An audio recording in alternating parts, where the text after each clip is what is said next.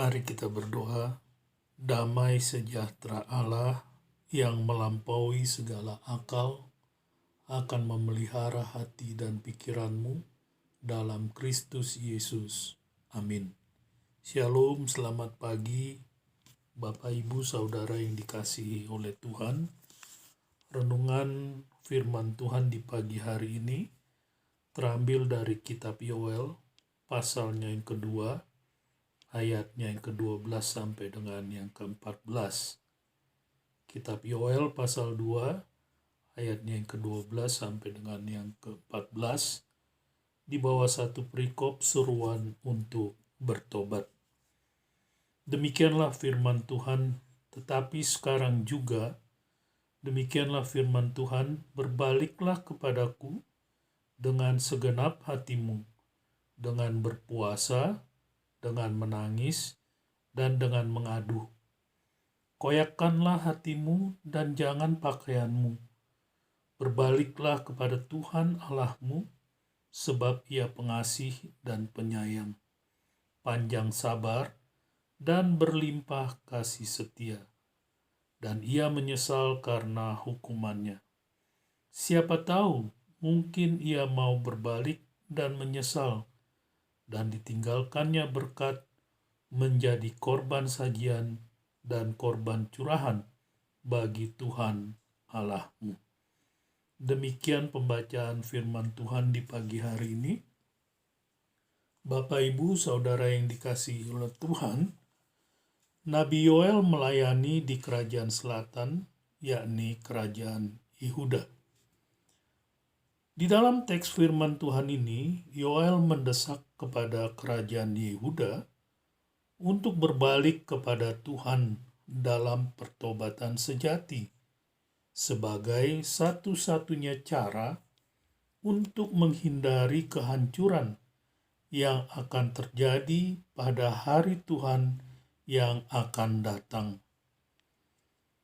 Wahai hari itu, demikianlah Yoel berkata, sungguh hari Tuhan sudah dekat datangnya sebagai pemusnahan dari Yang Maha Kuasa. Panggilan sang nabi agar Yehuda bertobat dimulai melalui seruan ini, yaitu di dalam ayatnya yang ke-12 dan yang ke-13. Tapi sekarang juga demikianlah firman Tuhan, berbaliklah kepadaku dengan segenap hatimu, dengan berpuasa dan dengan mengadu. Koyakkanlah hatimu dan jangan pakaianmu. Berbaliklah kepada Tuhan Allahmu, sebab Ia pengasih dan penyayang, panjang sabar dan berlimpah kasih setia, dan Ia menyesal karena hukumannya. Kata koyakkanlah hatimu di dalam teks firman Tuhan ini menggambarkan suatu pertobatan yang sejati, yaitu mengakui kehancuran dan kebutuhan Yehuda akan pengampunan dan pemulihan Tuhan. Mengapa demikian?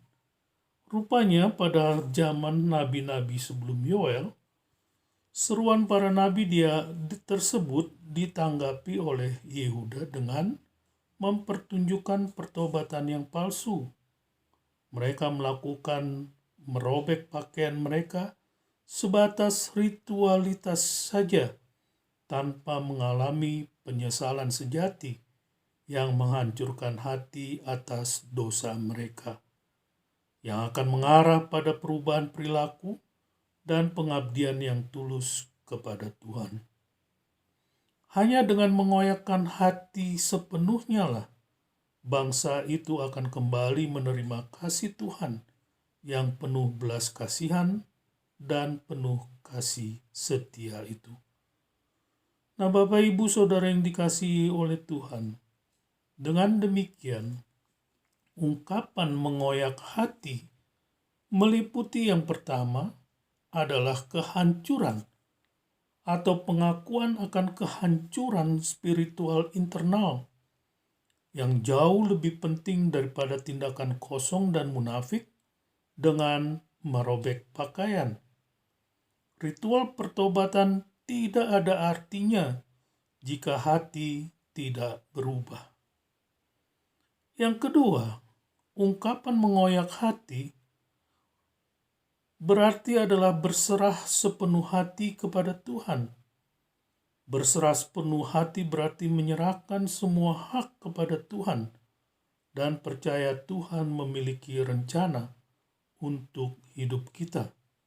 Dan berserah kepadanya berarti kita mengesampingkan rencana kita sendiri dan dengan penuh percaya mencari rencana Tuhan.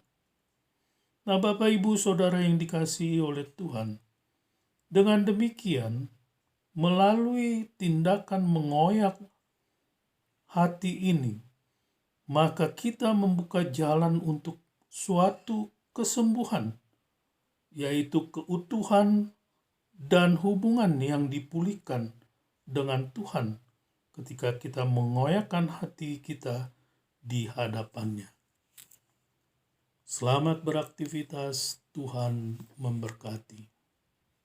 Bapa, kami bersyukur untuk firman-Mu di pagi hari ini. Tuhan, ampuni kami jika kami tidak melakukan bertobatan yang sejati. Dan biarlah di hari ini Tuhan, kami mau menuruti dan mentaati firman-Mu untuk bertobat dengan sungguh-sungguh. Terima kasih ya Tuhan, berkatilah Bapak, Ibu, Saudara yang mendengarkan firman-Mu di pagi hari ini. Di dalam aktivitas mereka, Tuhan memberkati. Di dalam nama Tuhan Yesus kami berdoa. Saudara-saudara, arahkanlah hatimu dan terimalah berkat Tuhan. Tuhan memberkati engkau dan melindungi engkau. Tuhan menyinari engkau dengan wajah-Nya dan memberi engkau kasih karunia.